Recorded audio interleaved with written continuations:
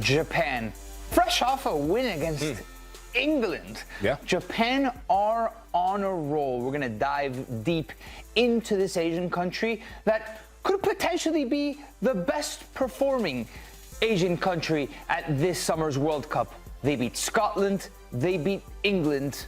They're more convincing every time you watch them, Mahood. I think they're the most convincing Asian side at the World Cup, and I think you're starting to see a bit of gap, and we talked about this. The gap you're starting to see between them and one of their biggest competitors in Asia, South Korea, is starting to widen that much more. I'm much more a believer in Japan than I am South Korea, given what I've seen this window. Yeah, I would agree with you as well. Lahoud, you watched the game against England. Mind you, Japan had several absences, players that they might count on for the World Cup. Similar to the U.S., I think a lot of national teams go through injuries and significant players that are missing. Despite that, though, what did you see in this Japanese team that they were able to beat England? I saw a team that didn't care whether it was England they were playing. It could have been Argentina. I would have loved to see that game. I mean, they played England off the park. And our very own Jeff Shreves, I was with him watching that game. He looked at me and he was like, oh my gosh, England are second fiddle, second best. There's this fearlessness about this Japanese side. And it comes when you have players who have gone from strength to strength. And the main man here that we see on the wall, Kaoru Mitoma, his goal was excellent, was part of the build-up, spun his defender, got in, gave that Premier League touch in the final third. But he's not alone. You can go to Nakamoto, Kenta Nakamoto, who plays for Ramps, and also Kaishu Sano, who plays for Mainz. We get to cover him in the Europa. It was the Conference League he plays for. But there's so many good young players, and the development of the country is really on display. So I really loved what I saw from them. Ritsu Doan captaining the side, Kamada in the midfield with a little bit more experience, Ayase Ueda, who scores goals for fun, and the Eredivisie. All right, speaking of Eredivisie, Netherlands is their first rival out of the gates, June 14th in Dallas.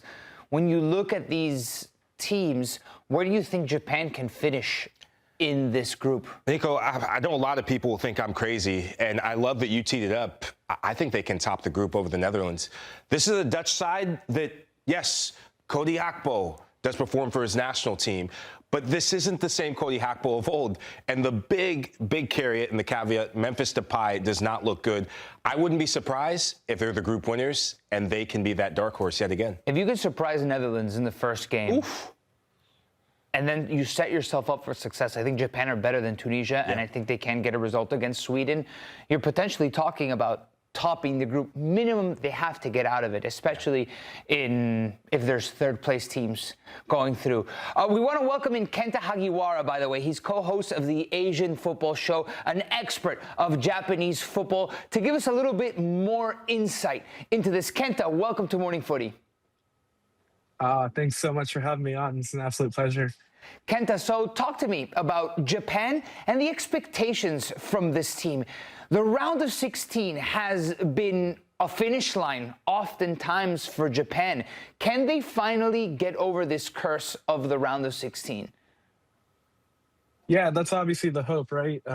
They've been to the round of 16 four times before this, including the first time in 2002 when they hosted the World Cup, and they've never been able to kind of move on past that. You look at the last two World Cups in 2018, you were up 2-0 against Belgium, and in the span of 20 minutes, you kind of concede 3 goals. And against Croatia, you're tied 1-1. You're up for a bit at halftime, and you're just unable to win.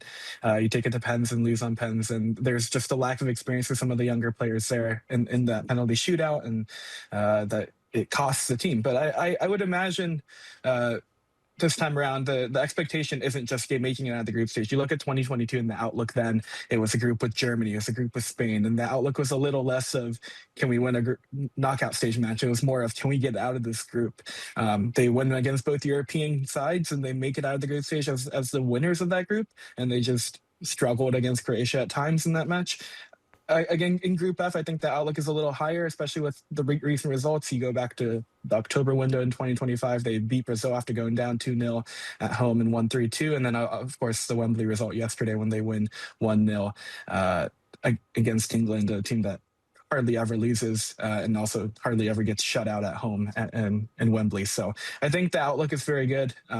But obviously, we'll see how the group stage ends up playing out. Kenta, it's really good to have you on and just be talking about a team that I know that we're big fans of with the Japanese national team. So with this win, Japan becomes the first Asian team to beat England at Wembley. But you guys also have an amazing track record against European teams. I mean, you're unbeaten, I think, maybe in your last 8, 9, you could probably even say 10 matches against European opposition. So when you look at this Japanese national team going into the World Cup, for our viewers and, for all of us, what would you say are the biggest strengths of this Japanese side? It's the strength is kind of it's what the identity of Japanese football as a whole. It's tactical intelligence. It's the high pressing, the quick transitional play. But also, we saw in yesterday's game, the mid block between Kaishu Sano and Daichi Kamada was incredibly effective. Japan played compact defensively, and that mid block, I thought, played incredibly well. It was aggressive. It caused all sorts of problems for England, who played with, I guess, 2 dueling 10s instead of having a real 9 in there because of Harry Kane's late injury and knock that he suffered before the match. I think a big presence in the box with the number 9 kind of changes how this match plays out, just because Japan aren't necessarily the biggest team in terms of size, and I think that can be a problem at times, especially on set pieces. But generally speaking, they're just such a disciplined team. I feel like that adjective gets thrown around with Japan time and time again in terms of what they do.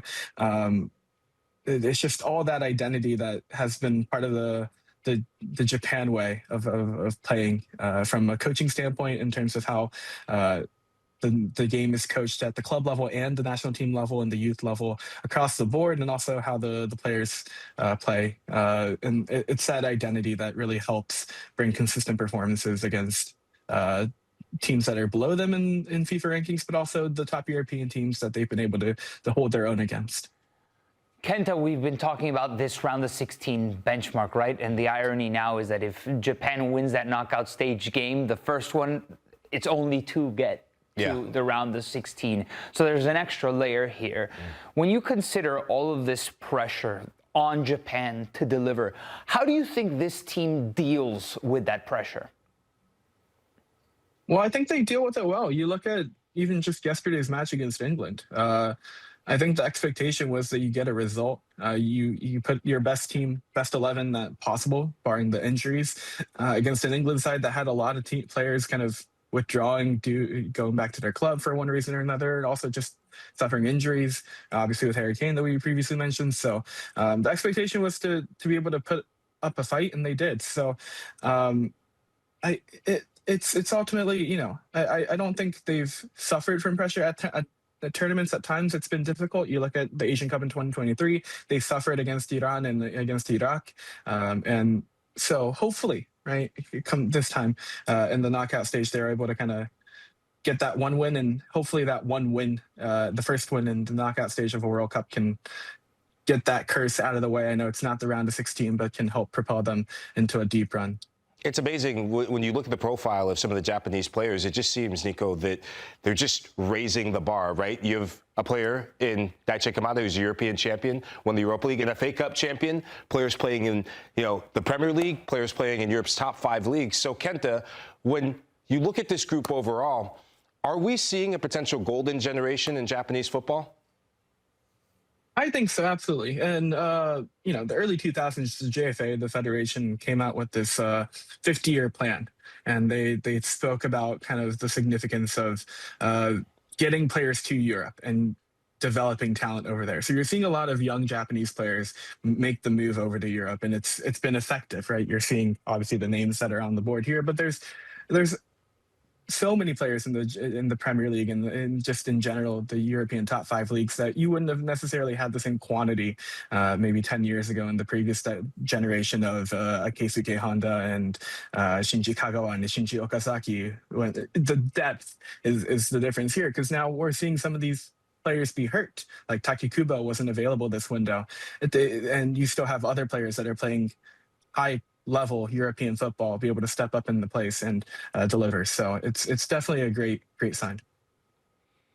Kenta, let's talk about belief. because I can't help but compare the Japanese situation to the U.S. situation. Japan is a team that, to me, I'm convinced can punch above their weight. Whereas I see the U.S., and there haven't been results that have been conducive to the U.S. punching above its weight.